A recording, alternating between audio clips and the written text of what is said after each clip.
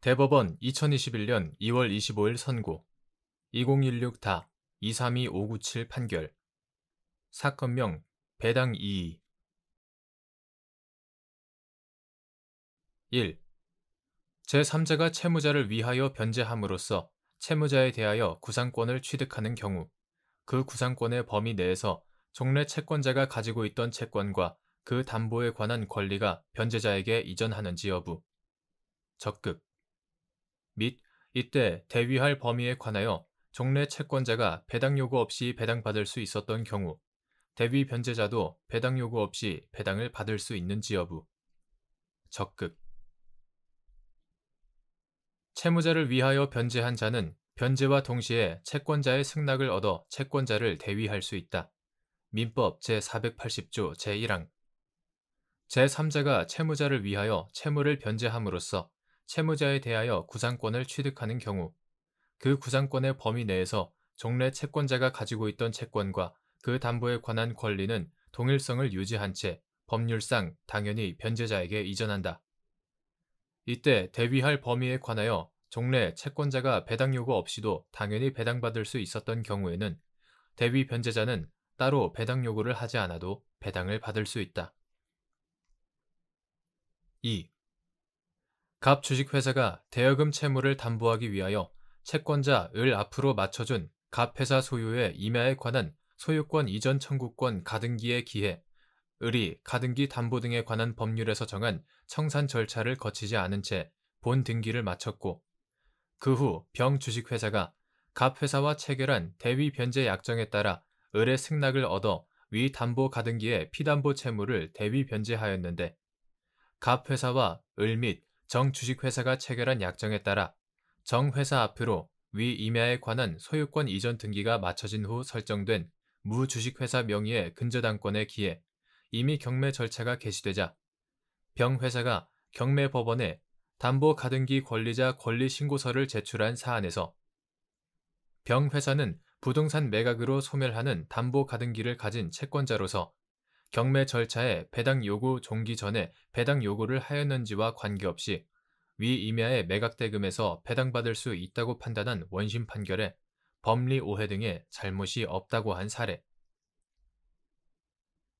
3.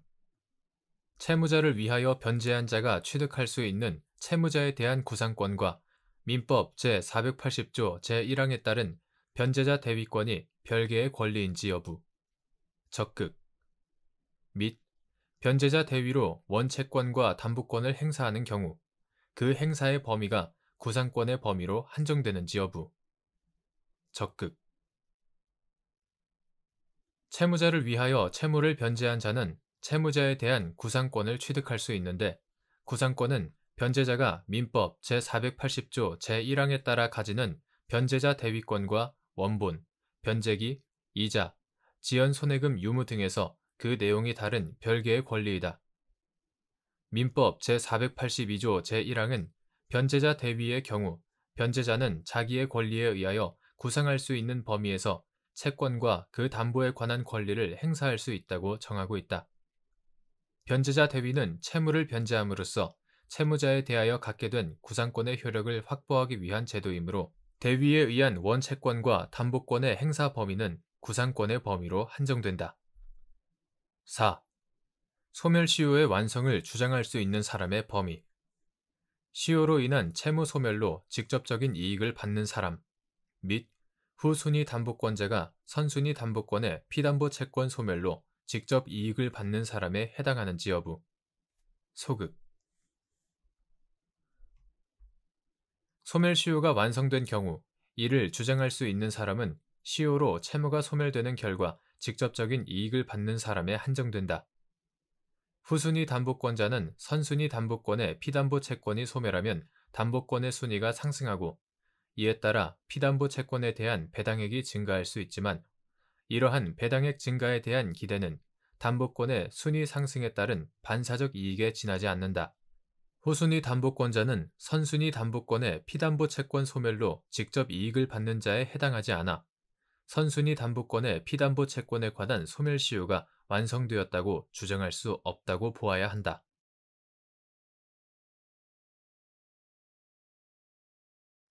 대법원 2021년 2월 25일 선고 2017-51610 판결 사건명 노동조합 설립 무효 확인 1. 노동조합의 설립 신고가 행정관청에 의하여 형식상 수리되었으나 헌법 제33조 제1항 및 노동조합 및 노동관계조정법 제2조 제4호가 규정한 실질적 요건을 갖추지 못한 경우 설립이 무효로서 노동조합으로서의 지위를 가지지 않는다고 보아야 하는지 여부. 적극. 노동조합의 조직이나 운영을 지배하거나 개입하려는 사용자의 부당 노동 행위에 의해 노동조합이 설립된 것에 불과하거나 노동조합이 설립될 당시부터 사용자가 위와 같은 부당 노동 행위를 저지르려는 것에 관하여 노동조합 측과 적극적인 통모, 합의가 이루어진 경우 등과 같이 해당 노동조합이 헌법 제33조 제1항 및 그 헌법적 요청에 바탕을 둔 노동조합 및 노동관계조정법, 이하 노동조합법이라고 한다. 제2조 제4호가 규정한 실질적 요건을 갖추지 못하였다면 설령 설립신고가 행정관청에 의하여 형식상 수리되었더라도 실질적 요건이 흠결된 하자가 해소되거나 치유되는 등의 특별한 사정이 없는 한 이러한 노동조합은 노동조합법상 설립이 무효로서 노동 3권을 향유할 수 있는 주체인 노동조합으로서의 지위를 가지지 않는다고 보아야 한다. 2. 과거의 법률 관계가 확인의 소의 대상이 될 수 있는 경우 일반적으로 과거의 법률 관계는 확인의 소의 대상이 될 수 없지만 그것이 이해관계인들 사이에 현재적 또는 잠재적 분쟁의 전제가 되어 과거의 법률 관계 자체의 확인을 구하는 것이 관련된 분쟁을 일거에 해결하는 유효, 적절한 수단이 될 수 있는 경우에는 예외적으로 확인의 이익이 인정된다. 3. 복수 노동조합 중 어느 한 노동조합이 다른 노동조합을 상대로 노동조합 및 노동관계조정법 제2조 제4호가 규정한 주체성과 자주성 등의 실질적 요건을 흠결하였음을 들어 설립 무효의 확인을 구하거나 노동조합으로서의 법적 지위가 부존재한다는 확인을 구하는 소를 제기할 수 있는지 여부. 적극. 및 해당 노동조합의 설립이 무효인 하자가 해소되거나 치유되지 아니한 채 존재하는지를 판단하는 기준 시점. 사실심 변론 종결 시 복수 노동조합의 설립이 현재 전면적으로 허용되고 있을 뿐 아니라 교섭 창구 단일화 제도가 적용되고 있는 현행 노동조합 및 노동관계조정법, 이하 노동조합법이라고 한다. 노동조합법 하에서 복수 노동조합 중에 어느 한 노동조합은 원칙적으로 스스로 교섭대표 노동조합이 되지 않는 한 독자적으로 단체 교섭권을 행사할 수 없고 제29조의 2, 제29조 제2항 등 교섭대표 노동조합이 결정된 경우 그 절차에 참여한 노동조합의 전체 조합원의 과반수 찬성 결정이 없으면 쟁의 행위를 할 수 없게 되며 제41조 제1항 쟁의 행위는 교섭대표 노동조합에 의해 주도되어야 하는 제29조의 5, 제37조 제2항 등 법적인 제약을 받게 된다.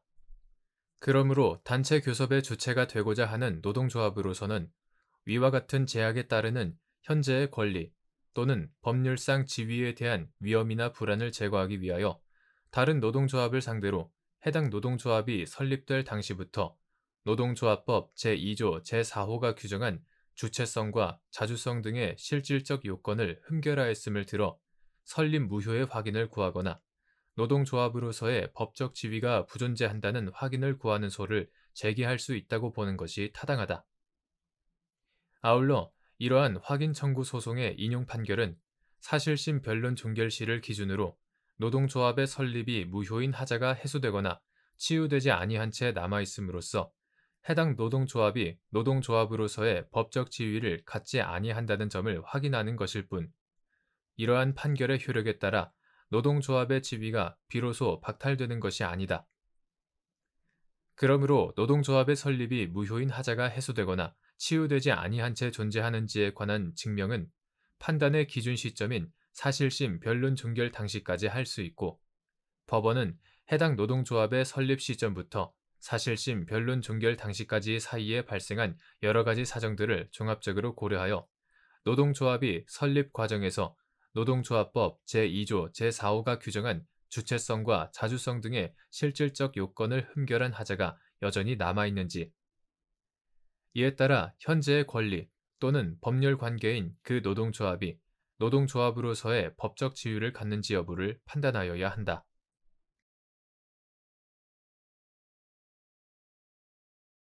대법원 2021년 2월 25일 선고 2017다 226-605 판결 사건명 해고 무효 확인 1. 사용자가 해고를 서면으로 통지하면서 해고 사유를 전혀 기재하지 않은 경우 근로기준법 제27조를 위반한 해고 통지에 해당하는지 여부. 적극. 근로기준법 제27조는 사용자가 근로자를 해고하려면 해고 사유와 해고 시기를 서면으로 통지하여야 효력이 있다고 규정하고 있다. 이러한 규정은 해고 사유 등의 서면 통지를 통해 사용자로 하여금 근로자를 해고하는 데 신중을 기하게 함과 아울러 해고의 존부 및 시기와 사유를 명확하게 하여 사후에 이를 둘러싼 분쟁이 적정하고 용이하게 해결될 수 있도록 하고 근로자에게도 해고에 적절히 대응할 수 있게 하기 위한 취지이므로 사용자가 해고 사유 등을 서면으로 통지할 때는 근로자의 처지에서 해고 사유가 무엇인지를 구체적으로 알 수 있도록 해야 한다. 다만 해고 대상자가 이미 해고 사유가 무엇인지 구체적으로 알고 있고 그에 대해 충분히 대응할 수 있는 상황이었다면 해고 통지서에 해고 사유를 상세하게 기재하지 않았더라도 위 조항을 위반한 것이라고 볼 수 없다. 그러나 근로기준법 제27조의 규정 내용과 취지를 고려할 때 해고 대상자가 해고 사유가 무엇인지 알고 있고 그에 대해 대응할 수 있는 상황이었다고 하더라도 사용자가 해고를 서면으로 통지하면서 해고 사유를 전혀 기재하지 않았다면 이는 근로기준법 제27조를 위반한 해고 통지에 해당한다고 보아야 한다. 2. 갑이 을 주식회사와 1년으로 기간을 정한 고용계약을 체결하고 근무하다가 고용계약을 새로이 체결하면서 근로계약 기간의 종기를 따로 정하지 않았는데 을 회사가 갑에게 계약 종료 통지서를 교부하면서 계약 종료의 사유나 별도의 근거 규정을 기재하지 않은 사안에서 갑에 대한 해고 통지서에 해당하는 계약 종료 통지서에 해고 사유가 전혀 기재되어 있지 않으므로 근로기준법 제27조를 위반한 통지에 해당한다고 한 사례.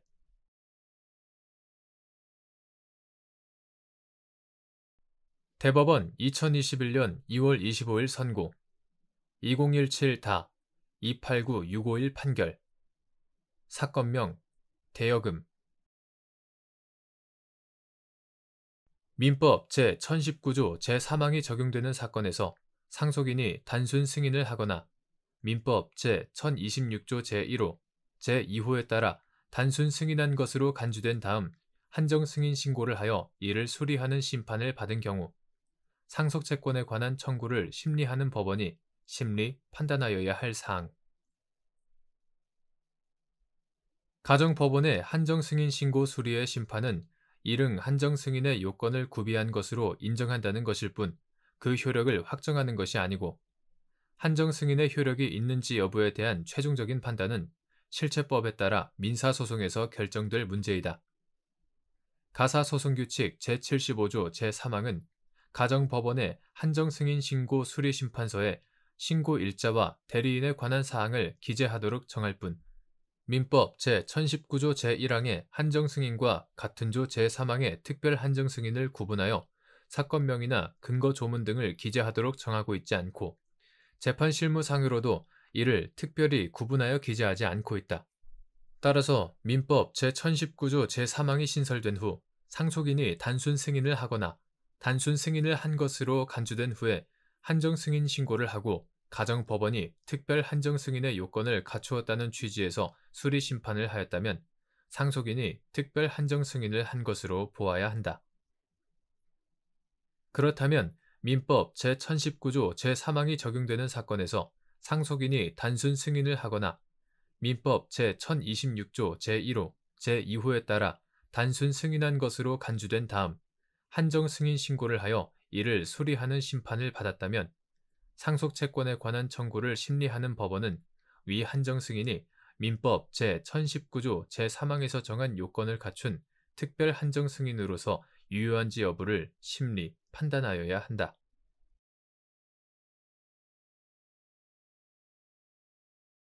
대법원 2021년 2월 25일 선고 2018-43180 판결 사건명 손해배상 기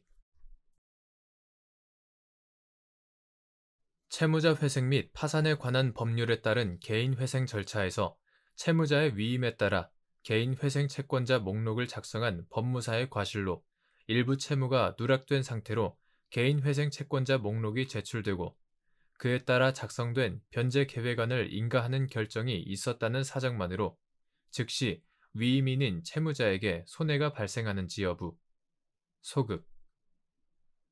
이 경우 채무자의 손해가 현실적, 확정적으로 발생하는 시기, 면책 결정으로 변제 계획에 포함된 채무를 면책받은 때, 및 손해액, 누락된 채무 상당액, 채무자 회생 및 파산에 관한 법률, 이하 채무자 회생법이라고 한다. 채무자 회생법상 개인회생 절차에서는 변제 계획 인가 결정으로 개인회생 채권자의 권리가 변경되지 않고 면책 결정으로 그 책임이 면제된다. 채무자 회생법 제615조 즉 개인회생 절차에 변제 계획이 인가되었다 하더라도 변제 계획 자체로 권리 변경의 효력을 발생시키는 형성적 효력을 갖는 것이 아니라 단지 변제 계획에서 정하여진 변제 기간 동안 정해진 변제율과 변제 방법에 따라 변제를 완료하면 추후 면책 신청 절차를 통해 면책 결정을 받아 변제 계획에 포함된 나머지 채무를 모두 면책받을 수 있다는 취지를 채권자들에게 명백히 알리는 의미만 있을 뿐이고 채무자가 변제 계획에 따른 변제를 완료한 후 채무자 회생법 제624조에 따른 법원의 면책 결정이 있어야 비로소 면책의 효과가 발생한다. 이는 개인 회생 절차가 아닌 회생 절차에서 회생 계획 인가의 결정이 있는 때에 회생 계획이나 채무자 회생법의 규정에 의해 인정된 권리를 제외하고는 채무자는 모든 회생 채권과 회생 담보권에 관한 책임을 면하는 경우 채무자 회생법 제251조 경우와 구별된다. 따라서 개인 회생 절차에서 채무자의 위임에 따라 개인 회생 채권자 목록을 작성한 법무사의 과실로 일부 채무가 누락된 상태로 개인 회생 채권자 목록이 제출되고 그에 따라 작성된 변제 계획안을 인가하는 결정이 있었다는 사정만으로 즉시 위임인인 채무자의 손해가 발생한다고 할 수는 없고 향후 채무자가 일부 채무가 누락된 상태로 작성되어 인가된 변제 계획의 수행을 완료하고 법원으로부터 면책 결정을 받아 변제 계획에 포함된 채무를 면책받은 때 비로소 채무자의 손해가 현실적, 확정적으로 발생한다고 할 것이다. 나아가 이때 채무자의 손해는 면책 결정 이후에 해당 채권자로부터 채무의 전부 또는 일부를 면제받는 등의 특별한 사정이 없는 한 변제 계획에서 누락된 채무의 액수 상당액이다.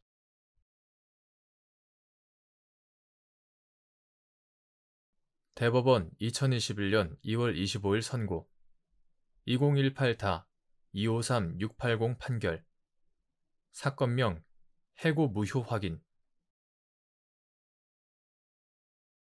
1. 사용자가 취업 규칙에서 정한 해고 사유에 해당한다는 이유로 근로자를 해고할 때에도 정당한 이유가 있어야 하는지 여부 적극 사용자가 근무 성적이나 근무 능력이 불량하여 직무를 수행할 수 없는 경우에 해고할 수 있다고 정한 취업 규칙 등에 따라 근로자를 해고한 경우 해고의 정당성이 인정되기 위한 요건 및 이때 사회통념상 고용관계를 계속할 수 없을 정도인지 판단하는 기준 근로기준법 제23조 제1항은 사용자는 근로자에게 정당한 이유 없이 해고하지 못한다고 하여 해고를 제한하고 있다. 사용자가 취업규칙에서 정한 해고 사유에 해당한다는 이유로 근로자를 해고할 때에도 정당한 이유가 있어야 한다. 일반적으로 사용자가 근무 성적이나 근무 능력이 불량하여 직무를 수행할 수 없는 경우에 해고할 수 있다고 정한 취업규칙 등에 따라 근로자를 해고한 경우, 사용자가 근로자의 근무 성적이나 근무 능력이 불량하다고 판단한 근거가 되는 평가가 공정하고 객관적인 기준에 따라 이루어진 것이어야 할 뿐 아니라, 근로자의 근무 성적이나 근무 능력이 다른 근로자에 비하여 상대적으로 낮은 정도를 넘어 상당한 기간 동안 일반적으로 기대되는 최소한에도 미치지 못하고 향후에도 개선될 가능성을 인정하기 어렵다는 등 사회 통념상 고용 관계를 계속할 수 없을 정도인 경우에 한하여 해고의 정당성이 인정된다. 이때 사회 통념상 고용 관계를 계속할 수 없을 정도인지는 근로자의 지위와 담당 업무의 내용, 그에 따라 요구되는 성과나 전문성의 정도, 근로자의 근무 성적이나 근무 능력이 부진한 정도와 기간, 사용자가 교육과 전환 배치 등 근무 성적이나 근무 능력 개선을 위한 기회를 부여하였는지 여부, 개선의 기회가 부여된 이후 근로자의 근무 성적이나 근무 능력의 개선 여부, 근로자의 태도, 사업장의 여건 등 여러 사정을 종합적으로 고려하여 합리적으로 판단하여야 한다. 2. 갑 주식회사가 취업규칙에서 정한 해고 사유인 근무 성적 또는 능력이 현저하게 불량하여 직무를 수행할 수 없다고 인정되었을 때에 해당한다는 이유로 을 등을 해고한 사안에서 재반 사정에 비추어 을 등의 직무 역량이 상대적으로 저조하였던 것이 아니라 갑 회사가 부여하는 직무를 수행하기에 실질적으로 부족하였던 것으로 보이며, 을 등에게 업무 능력 향상 의지가 있다고 보기 어려우므로 해고에 정당한 이유가 있다고 본 원심 판단을 수긍한 사례.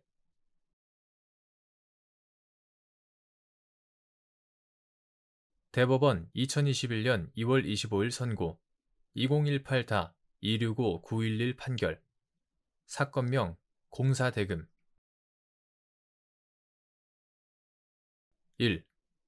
하도급 거래 공정화에 관한 법률 제14조 제1항에서 정한 직접 지급 요청이 있는 경우, 도급인이 직접 지급 요청이 있기 전에 수급인에게 대항할 수 있는 사유로 하수급인에게 대항할 수 있는지 여부, 적극, 및 도급인의 수급인에 대한 자동채권이 수동채권인 수급인의 도급인에 대한 공사대금채권과 동시이행관계 등 밀접한 관계에 있는 경우, 하수급인의 직접 청구권이 생긴 후에 자동채권이 발생하였더라도 도급인이 그 채권으로 상계하여 하수급인에게 대항할 수 있는지 여부, 적극. 하도급 거래 공정화에 관한 법률 제14조 제1항에서 정한 직접 지급 요청이 있는 경우, 그에 해당하는 수급인의 도급인에 대한 공사대금 채권이 동일성을 유지한 채 하수급인에게 이전되므로 도급인은 직접 지급 요청이 있기 전에 수급인에게 대항할 수 있는 사유로 하수급인에게 대항할 수 있다. 도급인의 수급인에 대한 자동채권이 수동채권인 수급인의 도급인에 대한 공사대금 채권과 동시이행관계 등 밀접한 관계에 있는 경우에는 하수급인의 직접 청구권이 생긴 후에 자동채권이 발생하였다고 하더라도 도급인은 그 채권으로 상계하여 하수급인에게 대항할 수 있다. 이 경우 자동채권이 발생한 기초가 되는 원인은 하수급인이 직접 지급을 요청하기 전에 이미 성립하여 존재하고 있었으므로 자동채권은 도급인이 직접 지급 요청 후에 취득한 채권에 해당하지 않는다. 2. 당사자 쌍방이 부담하는 각 채무가 고유의 대가 관계에 있는 쌍무계약상 채무가 아니더라도 동시이행 항변권을 인정하여야 하는 경우, 동시이행 항변권은 당사자 쌍방이 부담하는 각 채무가 고유의 대가 관계에 있는 쌍무계약상 채무가 아니더라도 구체적 계약 관계에서 당사자 쌍방이 부담하는 채무 사이에 대가적인 의미가 있어 이행상 결련 관계를 인정하여야 할 사정이 있는 경우에는 이를 인정하여야 한다.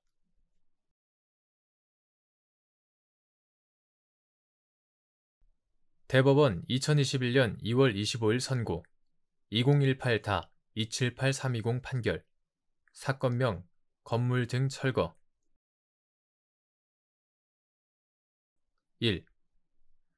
국가지정문화재로 지정된 구역에서 현상을 변경하거나 보존에 영향을 미칠 우려가 있는 행위 등이 제한된다는 사정만으로 건물 소유자가 정당한 권한 없이 부지인 토지를 점유, 사용하는 것이 허용되는지 여부, 소급 및 건물 소유자가 부지인 토지를 점유, 사용할 수 있는 권한을 주장, 증명하지 못하는 경우 토지 소유자에게 토지 차임 상당의 부당 이득 반환 의무를 부담하는지 여부, 적극. 문화재보호법은 국가 지정 문화재에 대하여 허가와 신고 사항, 일정한 조치와 그에 따른 손실 보상 등을 정하고 있을 뿐이고 건물 소유자가 부지인 토지를 사용할 권한이 있는지 여부나 토지 소유자의 손실을 보상하는 일반적인 규정을 두고 있지 않다. 이러한 문화재보호법의 입법 취지, 규정 내용과 체계 등을 종합하면 국가 지정 문화재로 지정된 구역에서 현상을 변경하거나 보존에 영향을 미칠 우려가 있는 행위 등이 제한된다는 사정만으로 건물 소유자가 정당한 권한 없이 부지인 토지를 점유, 사용하는 것이 허용된다고 볼 수 없다. 건물 소유자는 부지인 토지를 점유, 사용할 수 있는 권한이 있음을 주장, 증명하지 못하는 경우 토지의 차임에 해당하는 이익을 얻고 토지 소유자에게 같은 금액의 손해를 입혔다고 볼 수 있어 토지 소유자에게 부당 이득 반환 의무를 부담한다. 2. 토지 소유자의 배타적 사용, 수익권 행사 제한의 법리가 토지가 건물의 부지 등 지상 건물의 소유자들만을 위한 용도로 제공된 경우에도 적용되는지 여부, 소급. 토지 소유자의 배타적 사용, 수익권 행사 제한의 법리는 토지가 도로, 수도시설의 매설 부지 등 일반 공중을 위한 용도로 제공된 경우에 적용되고 토지가 건물의 부지 등 지상 건물의 소유자들만을 위한 용도로 제공된 경우에는 적용되지 않는다.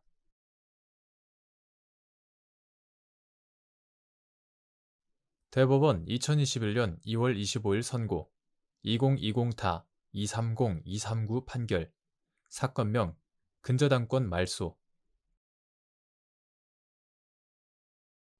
금전을 대여한 채권자가 고의 또는 과실로 이자 제한법을 위반하여 최고 이자율을 초과하는 이자를 받아 채무자에게 손해를 입힌 경우 민법 제750조에 따라 불법 행위가 성립하는지 여부, 원칙적 적극 및 이때 이자 제한법 제2조 제4항에 따라 원본에 충당하여 원본이 소멸하고도 남아있는 초과 지급액이 손해라고 볼 수 있는지 여부, 적극. 제한 초과 이자에 대하여 부당 이득 반환 청구권이 있다는 것만으로 불법 행위의 성립이 방해되는지 여부, 소극. 채권자와 공동으로 위와 같은 이자 제한법 위반 행위를 하였거나 이에 가담한 사람도 민법 제760조에 따라 연대하여 손해를 배상하여야 하는지 여부, 적극. 금전을 대여한 채권자가 고의 또는 과실로 이자 제한법을 위반하여 최고 이자율을 초과하는 이자를 받아 채무자에게 손해를 입힌 경우에는 특별한 사정이 없는 한 민법 제750조에 따라 불법 행위가 성립한다고 보아야 한다. 최고 이자율을 초과하여 지급된 이자는 이자 제한법 제2조 제4항에 따라 원본에 충당되므로 이와 같이 충당하여 원본이 소멸하고도 남아있는 초과 지급액은 이자 제한법 위반 행위로 인한 손해라고 볼 수 있다. 부당 이득 반환 청구권과 불법 행위로 인한 손해배상 청구권은 서로 별개의 청구권으로서 제한 초과 이자에 대하여 부당 이득 반환 청구권이 있다고 해서 그것만으로 불법 행위의 성립이 방해되지 않는다. 나아가 채권자와 공동으로 위와 같은 이자 제한법 위반 행위를 하였거나 이에 가담한 사람도 민법 제760조에 따라 연대하여 손해를 배상할 책임이 있다.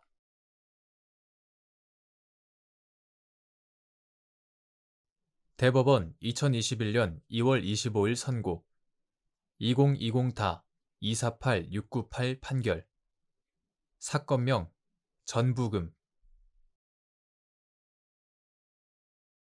1.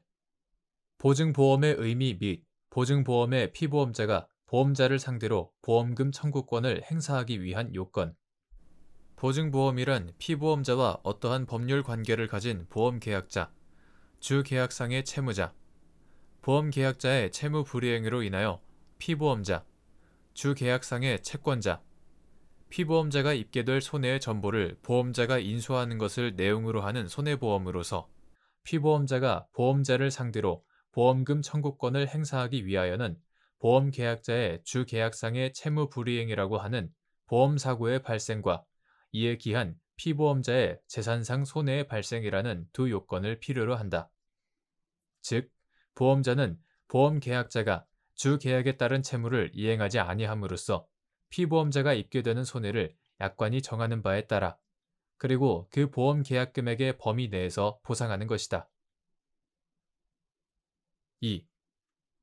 보증보험에서 보험사고가 구체적으로 무엇인지 판단하는 기준 및 보증보험 계약의 목적이 주계약의 하자담보 책임 기간 내에 발생한 하자에 대하여 보험계약자의 하자 보수 의무 불이행으로 인한 손해를 보상하기 위한 것임에도 보험기간을 주계약의 하자담보 책임 기간과 동일하게 정한 경우 위 보증보험계약은 보험기간 내에 발생한 하자에 대하여 보험기간 종료 후 보험사고가 발생하였더라도 보험자로서 책임을 지기로 하는 내용의 계약이라고 해석하여야 하는지 여부. 원칙적 적극. 보험사고란 보험계약에서 보험자의 보험금 지급 책임을 구체화하는 불확정한 사고를 의미하는 것으로서 보증보험에서 보험사고가 구체적으로 무엇인지는 당사자 사이의 약정으로 계약 내용에 편입된 보험약관과 보험약관이 인용하고 있는 보험증권 및 주계약의 구체적인 내용 등을 종합하여 결정하여야 한다.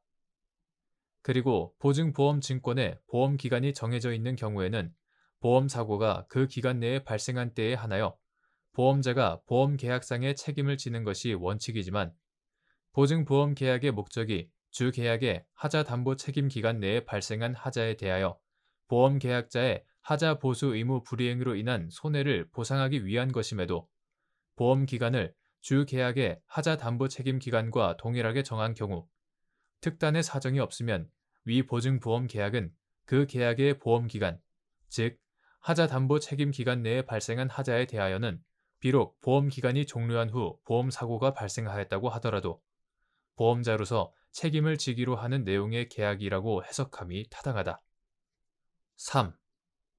갑 주식회사가 도급받은 공사에 관하여 을보험회사와 갑회사가 보험기간을 하자담보 책임 기간과 같은 기간인 5년으로 하여 하자보증보험 계약을 체결하였는데 5년의 보험기간이 경과함으로써 을회사의 갑회사에 대한 장래구상채권을 피담보채권으로 하는 질권이 소멸하는지 문제된 사안에서 위 보험계약의 보험기간과 같은 기간인 주계약상 하자담보책임 기간이 권리 행사 없이 지났다는 사정만으로 장래구상채권이 확정적으로 발생하지 않게 되었다고 단정하여 위 질권이 소멸하였다고 본 원심 판단에는 법리 오해 등의 잘못이 있다고 한 사례.